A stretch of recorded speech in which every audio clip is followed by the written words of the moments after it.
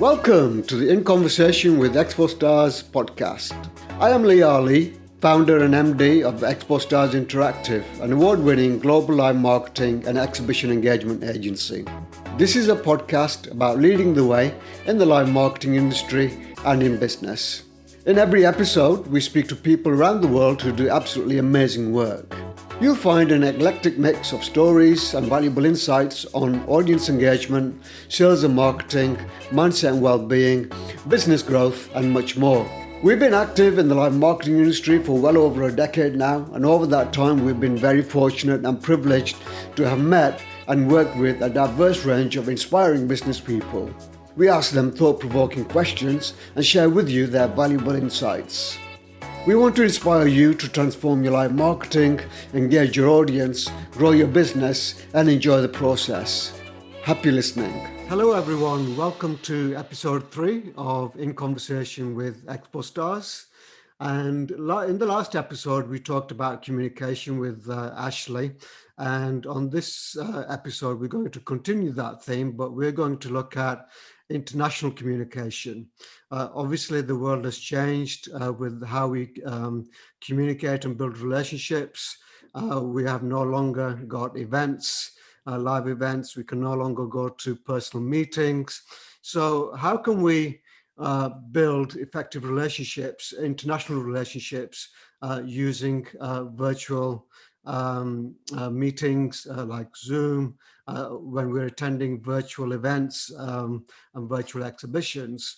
So my special guest today is Terri Morrison, and I'm going to have to read through her list of accomplishments because it is quite lengthy. So my guest today is Terri Morrison. She is the author of Kissbow and Shake Hands, the best-selling guide to doing business in over 60 countries. She's been the author of the Dun & Bradstreet's Guide to Doing Business Around the World. And she's also taken her book into the element of sales and marketing and also courtrooms and corporate councils. I had the pleasure of meeting Terri at the Exhibitor Live event in 2019, I think it was, Terri. So it's amazing how time has actually flown. And Terri is a keynote speaker. She's worked with the people like Boeing, Citicorp, Sanofi, MetLife, and her book is given to new hires at firms like Ernst & Young, Lockheed and Martin as well. And I thought when I met Terri, having worked internationally for the last 20 years, that I actually knew a lot about international customs, business customs, and nuances and so on. But when I met Terri, she kind of blew my mind away. And I ended up buying her book, Kissbow and Shake Hands, and it's been absolutely fantastic. How are you, Terri? I'm wonderful, Lee. Thank you for inviting me today. And that was a fun event when we worked together at Exhibitor Live. That was outstanding.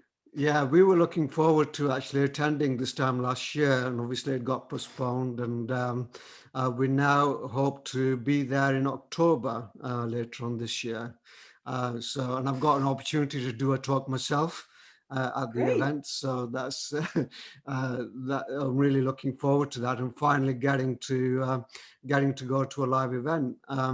So obviously, like I said before, how we do business internationally over the last 12 months has tremendously changed.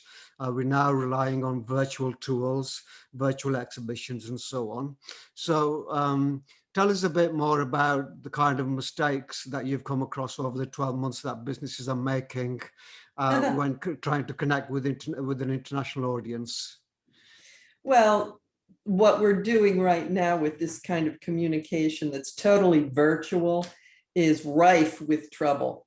Just initially, I'm not even sure if people are going to see this Zoom that we're doing, but you can tell that some people get way too close to the camera, and that's the equivalent feeling of having look at you, you're moving back.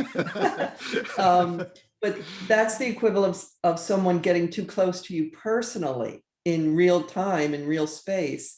And so how I've set this up for me is a little bit more comfortable, which would be about 2 feet, in the US. And that would be at least a bit more comfortable. However, what it does is it allows you to see a whole lot more of my environment.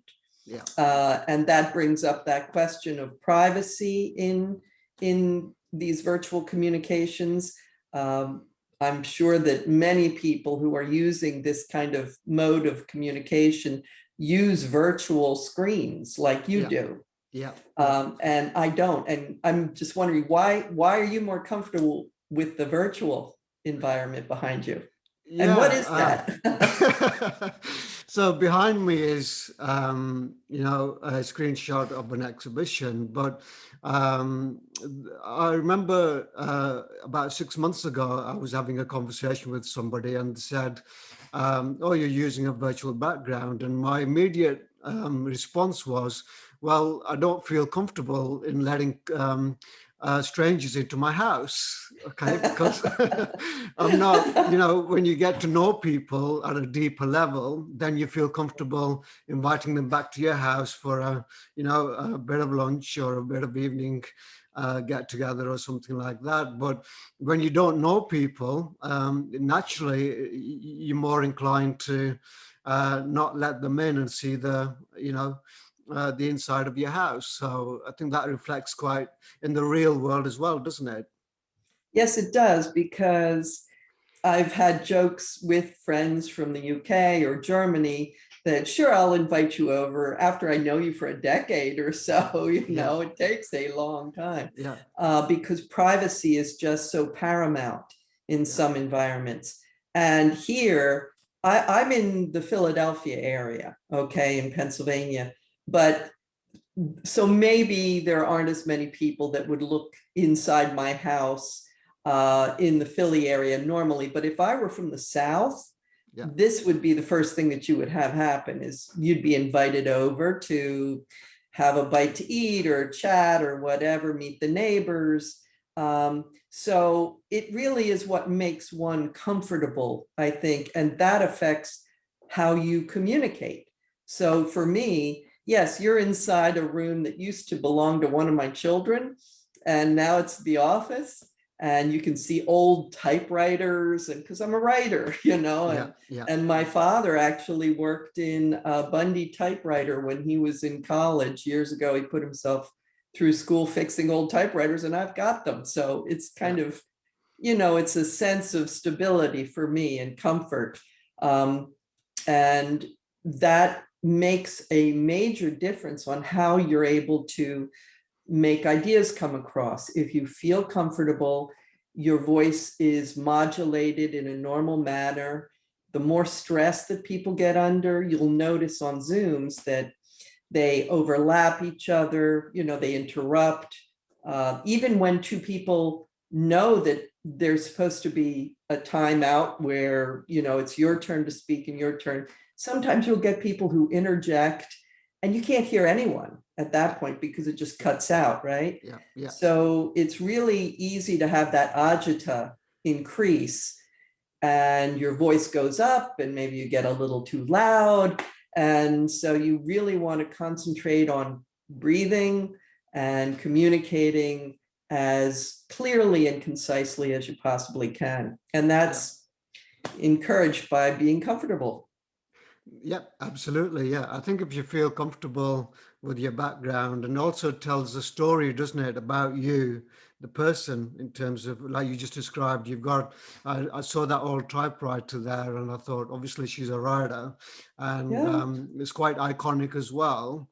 And yeah, you're absolutely right. So tell us, how did you, I'm quite intrigued with the history of Kiss, Bow or Shake Hands. When did you decide to write that book and how did it come about? It was the first one is the big red one. It's about Yeah. 600 pages. It's huge. It's actually derived from the digital product. I had a database first Right. before there were ebooks or anything. Um, I was working for Booz Allen and Hamilton, And my boss at that time, I had known for a long time, and there were some issues that really were culturally based that they were asking me to talk about or learn about. And so I thought, well, if I built this framework of content, with business practices and protocol and a history of the country and maybe some cultural orientation data, which is really cultural anthropological data, I asked, would they buy it? And he said yes. And so I quit and Right. I Okay. started this company before there was the internet, before there were ebooks, before it was 1990. Yeah. So the digital product was built in Micro Basic back in the day, and I gave myself like 6 months to get my first contract. And in 5 months, I had AT&T and DuPont. So it ran on little microcomputers in their language divisions and research divisions. And they were the reason, because they didn't want to have to keep printing out all of these countries. They said, you need to make binders or something horrendous. And I said, I can't make binders. So I got a book that's really good. If you have any colleagues or listeners who want to be writers, there's a book called The Writer's Market, and it has all these publishers in it. Yeah. And that's what I use to look for international business book publishers. And that's what I did. I just sent query letters to, Right. I don't know, maybe a dozen. And I had a couple of offers within 4 weeks. So that was great. That's how I Fantastic. started this. And then we've gotten other books in the series. And so by now we're almost at 500,000 books. Wow. Okay, that's quite a journey, and it's amazing how relevant it still is. With obviously the way we do business has been changing over the last 20, 30 years, Yeah. but communication and international customs and cultures, they've kind of remained static, haven't they? So it's very, very important for businesses to realize that, they need to take these cultures into account when they're actually looking to go into new markets. Right. And even if you're standing in a booth, in a virtual booth or a real booth in October, hopefully that works out.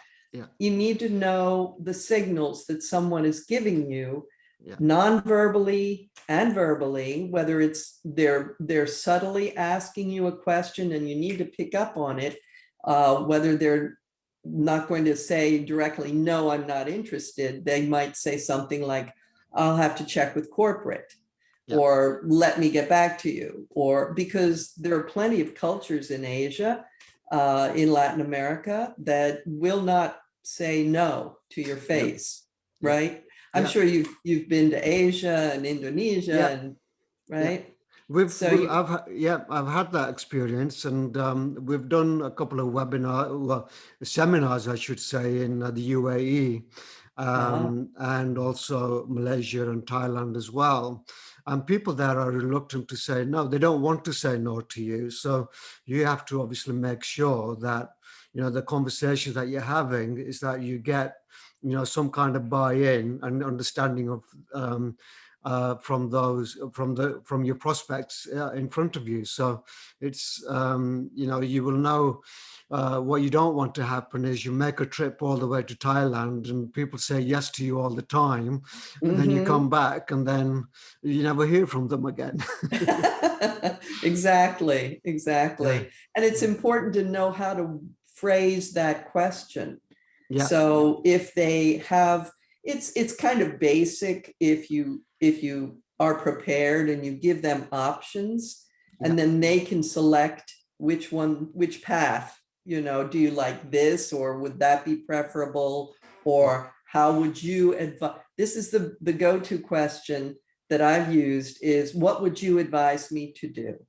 Yeah. So you're the driver now. Yeah. And then I abide by whatever it is that they tell me to do, because it's really hard to get somebody to be definitive. Yeah. in Thailand, which Yeah. I love Thailand. Were you in Bangkok or Chiang Mai or? Bangkok, yeah. Mhm. Yeah, Yeah. Bangkok. Yeah. Yeah. So looking at that, let's say, let's use a situation. Let's say you're a consultancy business, Mhm. and you want to look at the US, you want to look at the Middle East, and you want to look at Asia, and you want to look at Germany as potential markets, for your services. How would you change your approach, given each one of the four regions? What kind of advice would you give that consultancy business if they're looking at those four different kind of areas to optimize their sales strategy for those regions? From a sales standpoint, when you do a presentation in the US to start with, it's inductive, it's called. So I lead with the decision. I tell you, this is the best product. Or if you're buying a house right now, you're going to love this house because ABC. I give you the answer. That's the antithesis of Germany, for example. And you'd think we'd be very similar because we're both direct, very honest cultures, very concise, very, very transactional. Okay. Yeah. But Germany is like France in the fact that if you want them to be interested in your product, you have to show them your work. You have to let them deduce the answer.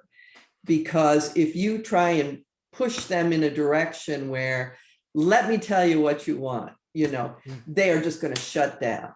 And if they're French, they're probably going to, eviscerate you in a few ways Yeah. because, you're assuming that they don't have the intellect to make their own decision.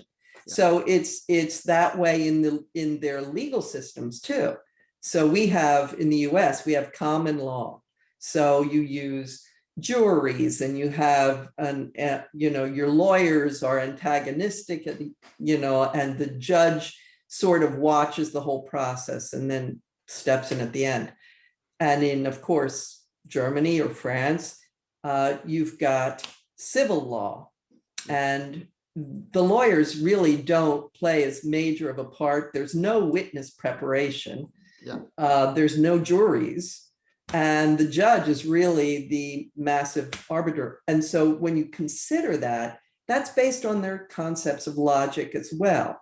So if you're selling, in Germany, you're going to use that, which I just told you, the deductive approach. And you're also going to have to show your evidence to the judge. You don't try and persuade the judge like you would here, or a jury pool, which they wouldn't have.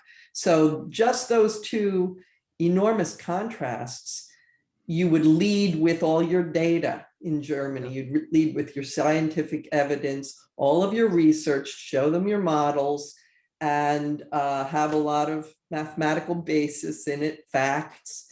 And in the US, you're going to also show a lot more sizzle, and you're going to make it a more persuasive approach with a lot more graphics that might have other kinds of innuendos in it. So just those two cultures. I could go on different ones because, again, you've got different legal systems in the other environments you're talking about, Sharia law in the Middle East, or the rule of law in China. And all of those, again, are hooked to, is it a relationship-based culture? Is it religious? Does God tell you what to do in the UAE? He does, or she does. So that's a big, deep question. You might not have thought I'd go so fast into details. Absolutely. And in Asia, just to add to that, I think the hierarchy plays a massive role, doesn't it, in the decision-making process? So if you're selling to a middle management, you have to be prepared to wait until you're formally introduced to the upper echelons of the management before you can actually get a decision. Yes, you're right. And you also are working in a consensus-based culture there. So depending upon which country you're in, If it's a Japan, for example, you have a whole lot of people that are going to be involved in that decision. And then it moves up the ladder, yes, to the hierarchical structure. But if you don't pass muster with the general group, you're done already. So whereas in the US, you probably have, most clients have middle management decision-making authority up to a certain budget, right? So maybe $100,000 or something. You don't have to go above them, but you do. You have to run it all the way around in many Asian cultures. And the weird thing is that people don't give that validity. They don't allow enough time for that to happen in anywhere from India to Malaysia. You have to be a little bit more patient because so many people will be involved. Yeah, absolutely. 100% spot on. So let's move on to the virtual world then, in terms of how do you successfully build relationships virtually when you don't have the physical elements anymore. So what advice would you give to businesses here in the UK and the US or anywhere else internationally? What kind of things should we be looking at when we're trying to build relationships virtually? It's very challenging, but it's really, again, about engagement, I think. When you see something like this, an interesting podcast, because we're both contributing, we're going back and forth.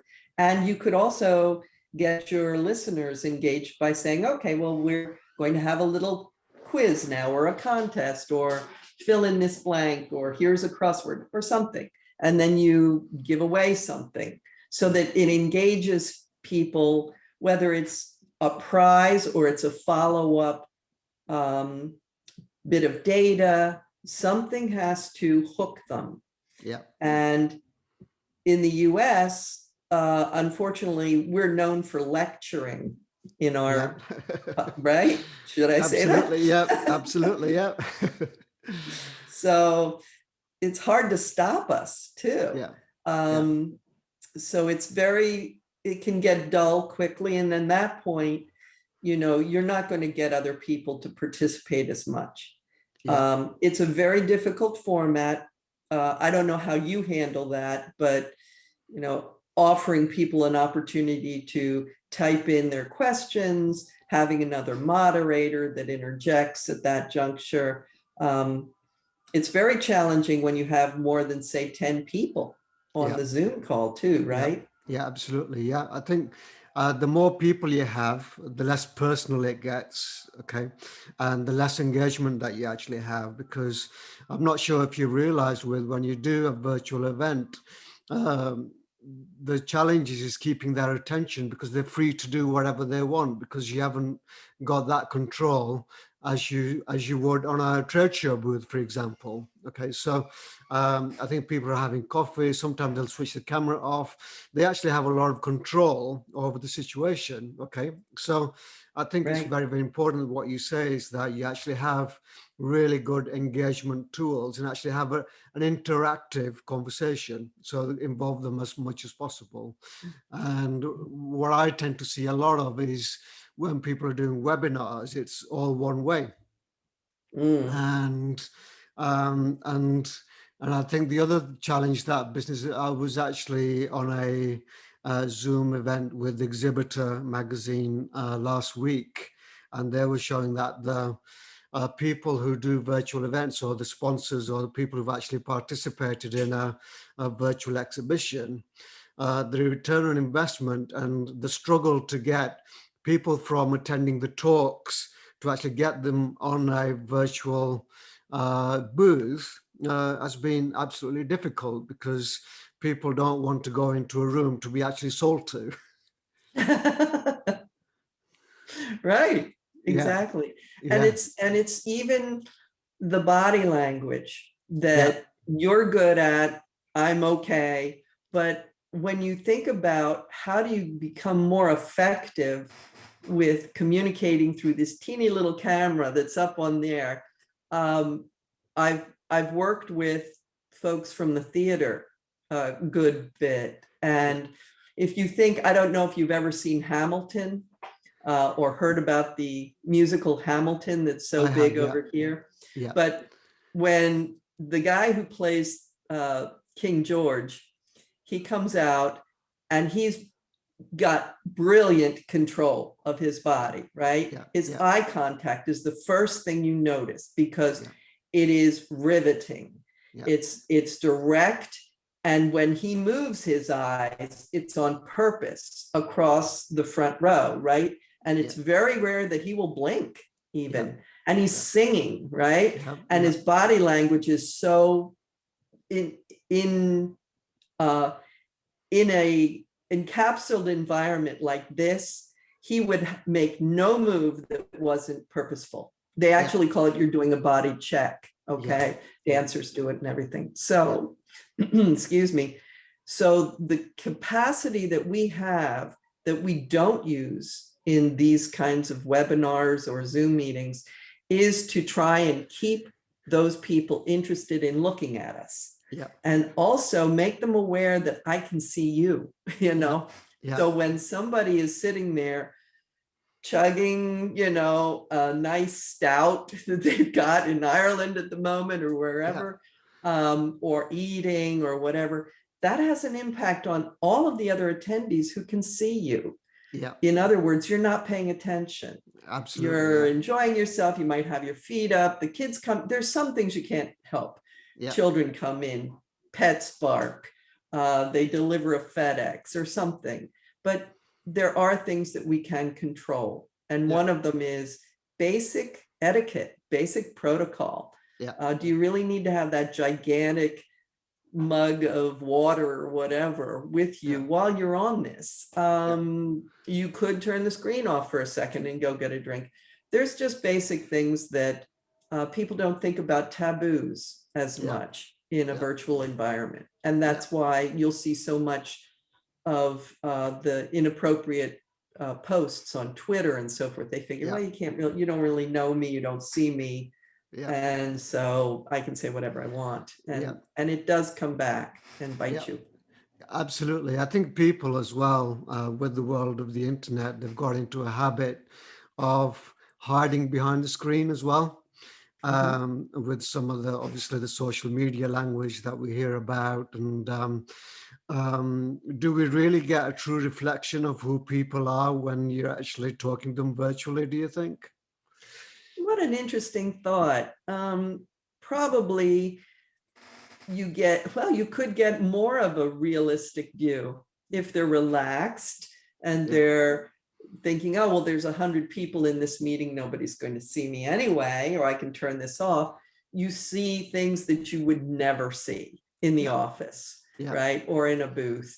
However, if you are used to doing presentations in a sales environment or in a booth, or you interact with people normally in a very public forum speaking somewhere, I think you're even more aware that this presentation could be recorded and last in perpetuity.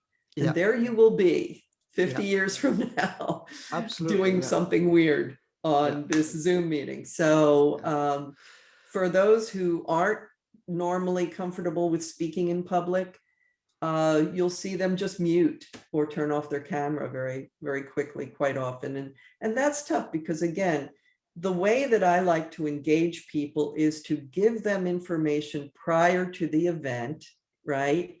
Here's where you can ask some questions and write them down, and I'll address them in the Q&A or in the meeting.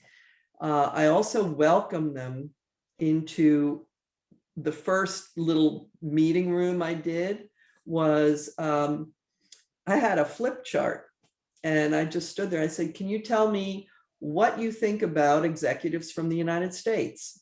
You know, and they started telling me, and I wrote them down, and it stayed there. And then you could do that for any topic with any culture. And it's just, you know, it's a starting point where they're engaged. Absolutely. I think having that interactivity is absolutely vital to getting engagement and getting people's attention. Because at the end of the day, as I always say, what we're looking for is attention and time. Okay, because if you don't arouse that curiosity, they're not going to give you time. So they will go on mute and they will actually press the hide button, take the camera off, so they'll just be passive. Okay, and what you want them to do is be more interactive and interested in what you're actually saying. So it's absolutely essential that you use as many tools as you have at your disposal to get that interactivity. So let's go back to, you mentioned the word taboos. In terms of cultures, and reading your book, you've actually got a lot of faux pas in there.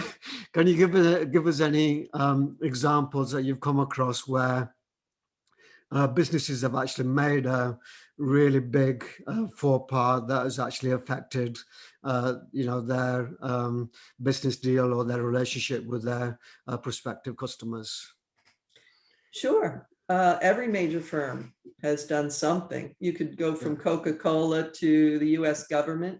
There was a massive problem in Afghanistan because the US military was trying to build a relationship with the families and the children. So they thought, oh, we'll just toss soccer balls out of I these read about helicopters. that. Yeah, Right. they actually had the flag of a country on there. They I had the think it was flag of Saudi Arabia Yeah, on one of the yeah, facets of the balls because they had all of the flags that are in the World Cup yeah, on the balls.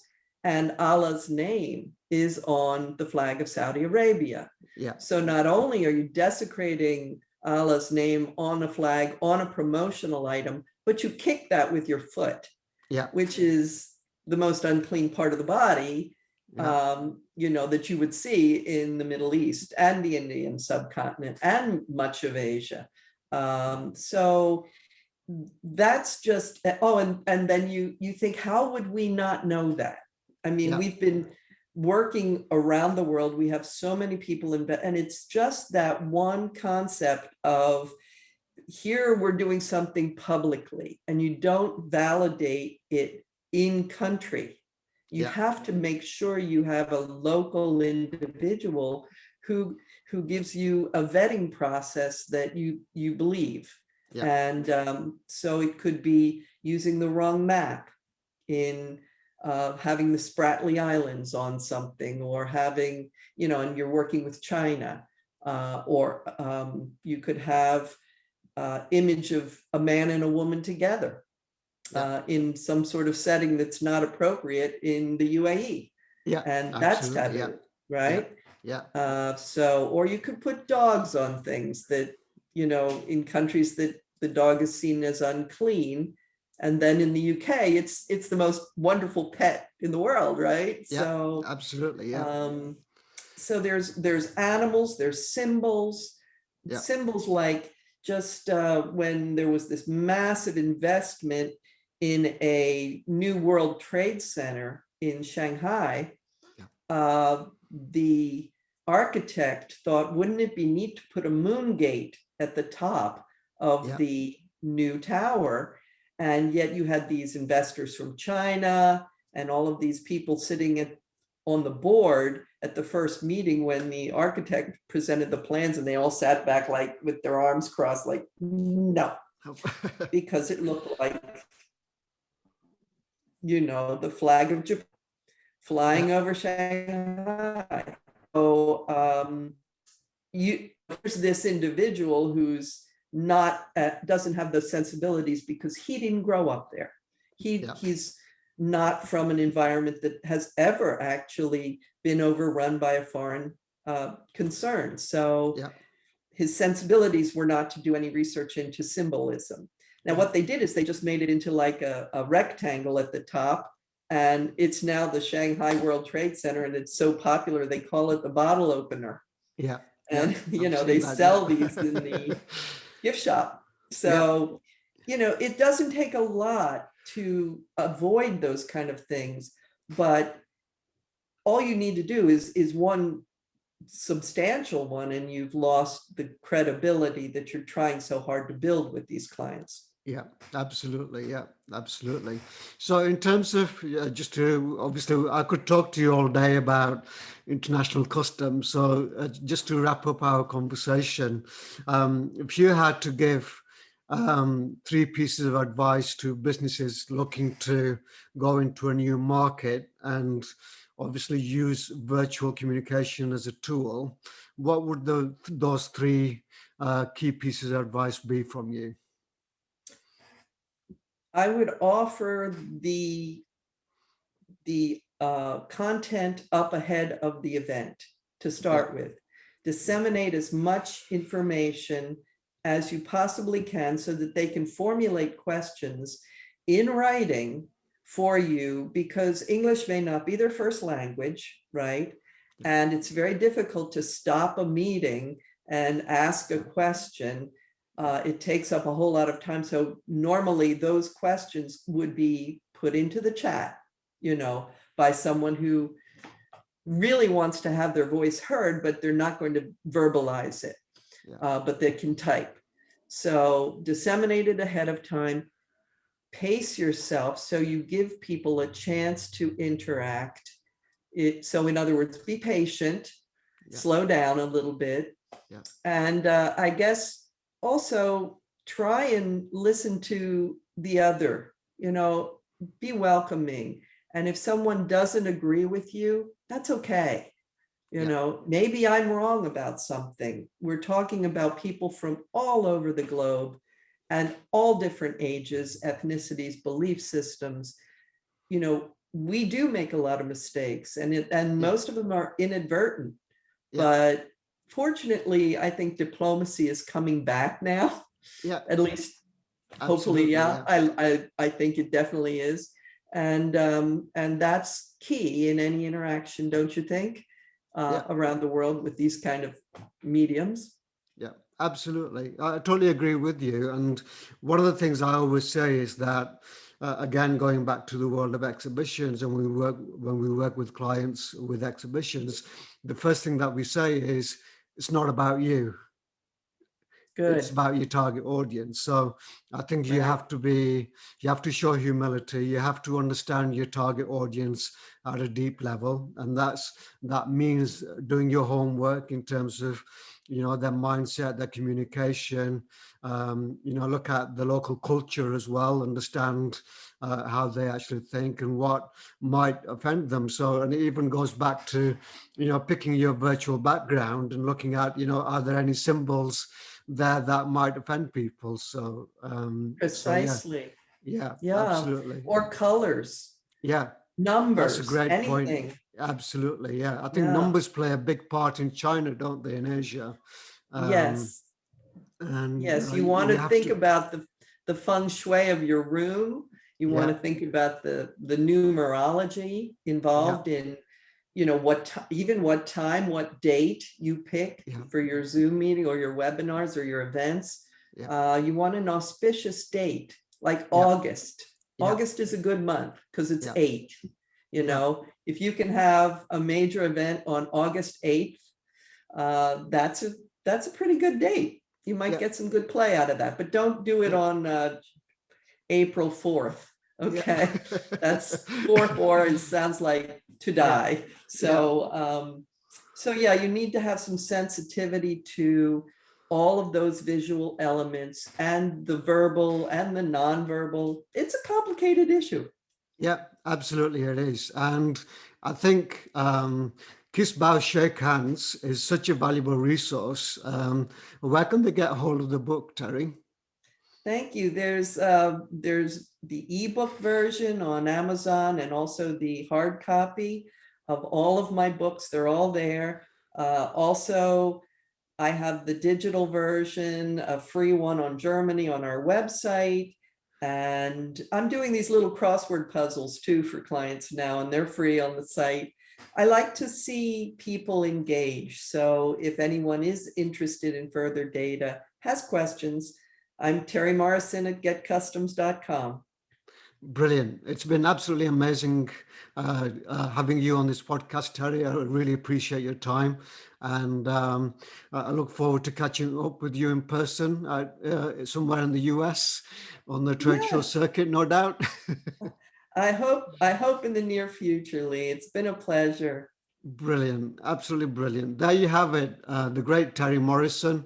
I hope you enjoyed the podcast. And the links to Terry's website is on the podcast overview notes.